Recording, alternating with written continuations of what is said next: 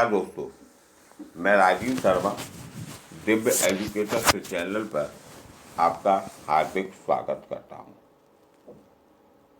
आगामी समय में जिन लोगों ने पैट की परीक्षा पास कर रखी है उनका लेखपाल का भी फॉर्म आने वाला है। उसके लिए हमने भी ये निर्णय लिया है कि हम अपने यहाँ पर YouTube जैसे बड़े चैनल पर, जिसका देश या विश्व में विस्तार का एक अपना क्षेत्र है, उस क्षेत्र YouTube के द्वारा हम आपको GS के लिए महत्वपूर्ण क्वेश्चनों की श्रृंखला चलाएंगे। यद्यपि जो मैं आज दे रहा हूँ वो भी सब उसमें आपके लिए लाभकारी सिद्ध होगा।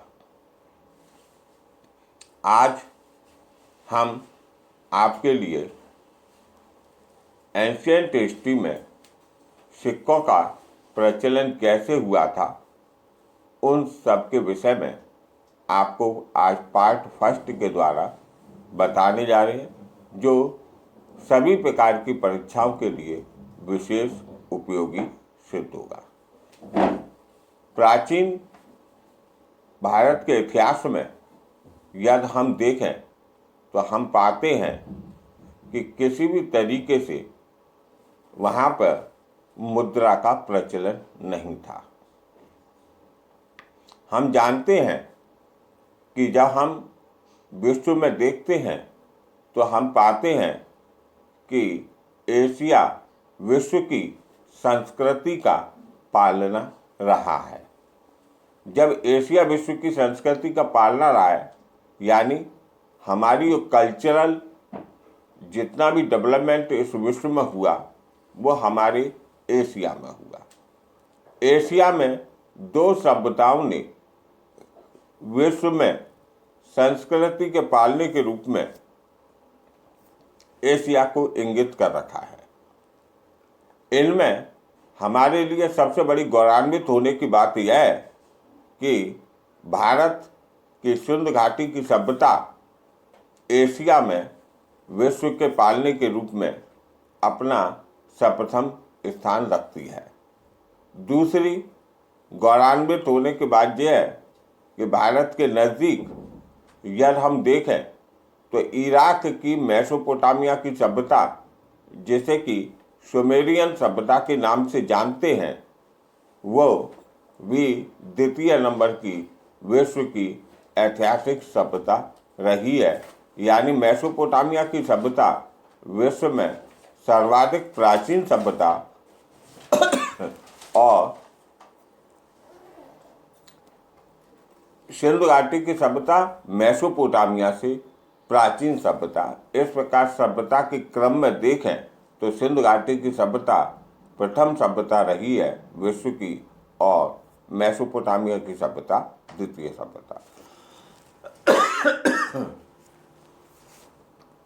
यदि हम एशिया में जाएं तो एशिया में जाने के बाद में हम देखते हैं कि रूस के यूराल पर्वत से निकले कैस्पियन, एक काल्पनिक रेखा अपने दिमाग में इमेजिन कीजिए कि रूस के यूराल पर्वत से निकले कैस्पियन सागर में आए। कैस्पियन सागर के बाद में हम काला सागर में आए।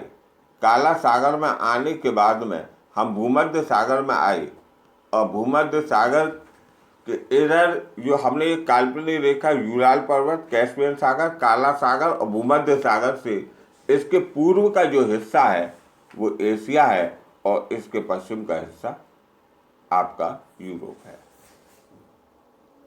इसके दक्षिण का हिस्सा भूमध्य सागर के दक्षिण में आपका अफ्रीकन महाद्वीप है, और अफ्रीकन महाद्वीप और आपका भूमध्य सागर यूरोप के पश्चिम में जो हिस्सा है वो अमेरिकन महाद्वीप का है।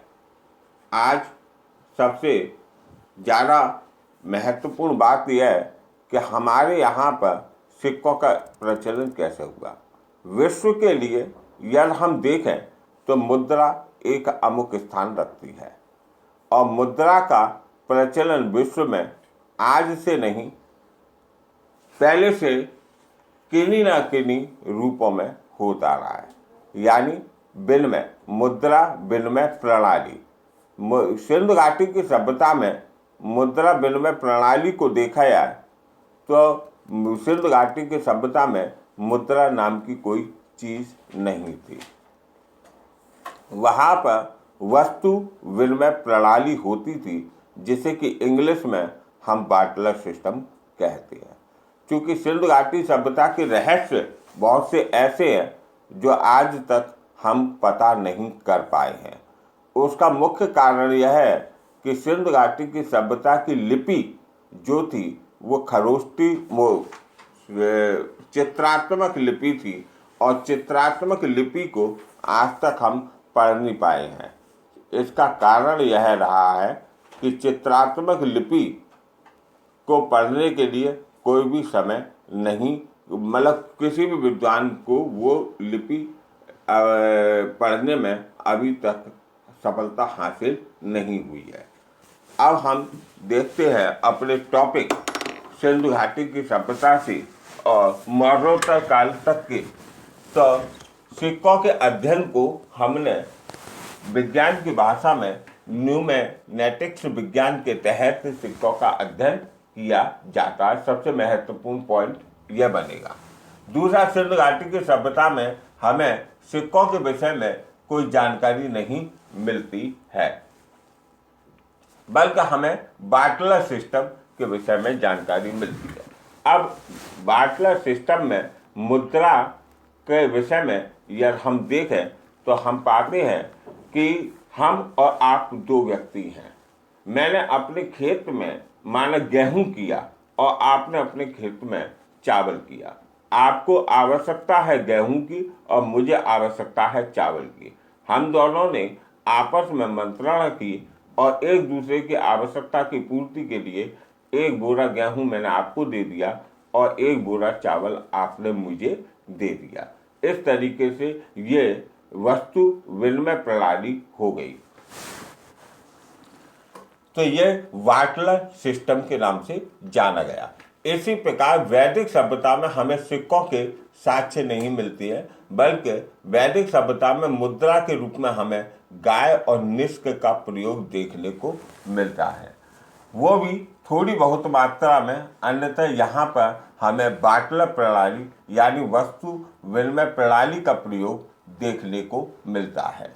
असल में था ये कि वैदिक सभ्यता में भी बाटलर सिस्टम प्रणाली एक बड़े पैमाने पर रही, यानी वस्तु विनिमय प्रणाली एक बड़े पैमाने पर रही।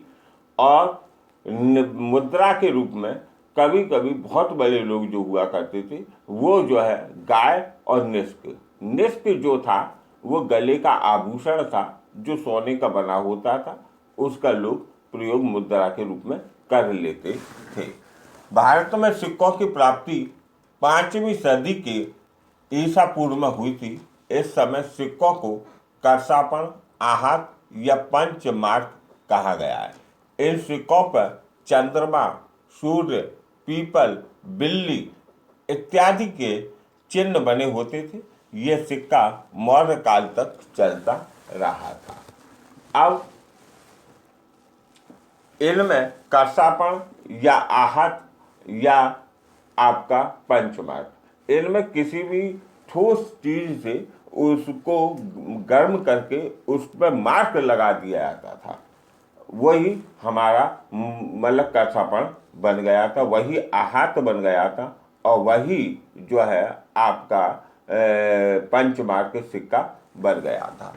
अब मौर्योत्तर काल में हमने देखा कि यह सिक्का मौर्य, यहाँ पर तो करसापण, आहत या पंचमार्क कहलाया, यद्यपि मौर्योत्तर काल में जो सिक्का आया वो पण कहलाया। पण को हम रूपक या रूप भी कहते हैं। तमाम बार परीक्षा में पूछा गया कि मौर्योत्तर काल का प्रचलित सिक्का पण का दूसरा नाम क्या था, वो रूपक या रूप था। और इसका को देखने वाला जो अधिकारी होता था वो कहलाता था रूपदर्शक कहलाता था, और ये सिक्का चांदी का बना होता था। मौर्योत्तर काल में कुछ विदेशियों का भी आक्रमण हुआ। इनमें ग्रीक बैक्टीरियन, जिन्हें हिंदी में हिंद यमन तथा कुषाण कहते हैं, ग्रीक बैक्टीरियन ने मुख्य रूप से हमारे जिस क्षेत्र पर अधिकार किया था, ये भारत के सीमा प्रांतों का अधिकार किया था।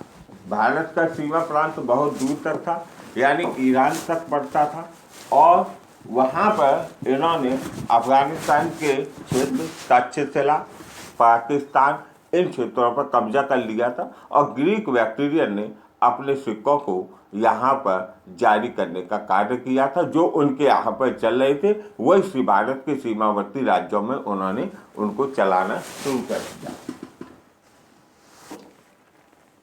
इन ग्रीक बैक्टीरियन पर दो लिपियों का प्रयोग हुआ, खरोष्टी लिपि और यूनानी लिपि। इसलिए इन दोनों लिपियों का प्रयोग ग्रीक बैक्टीरियन ने अपने सिक्कों पर भी किया, जो तत्कालिक रूप में हमारे जो सीमावर्ती क्षेत्र थे, अफगानिस्तान, पाकिस्तान और तक्षशिला, वहाँ पर देखने को मिल जाता है।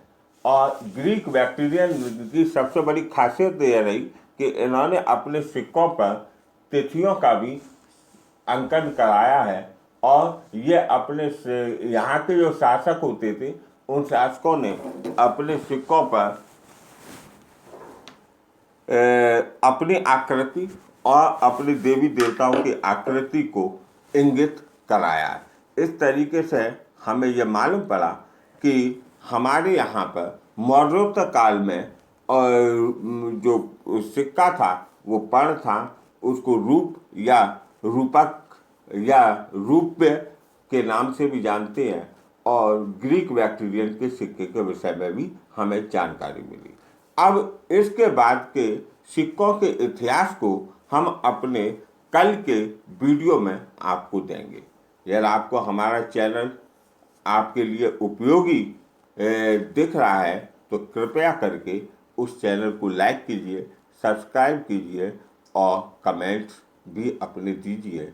आपके कमेंट्स हमारी ऊर्जा का द्योतक होते हैं और हमें आगे बढ़ने के लिए प्रेरित करते हैं। तब तक के लिए जय हिंद।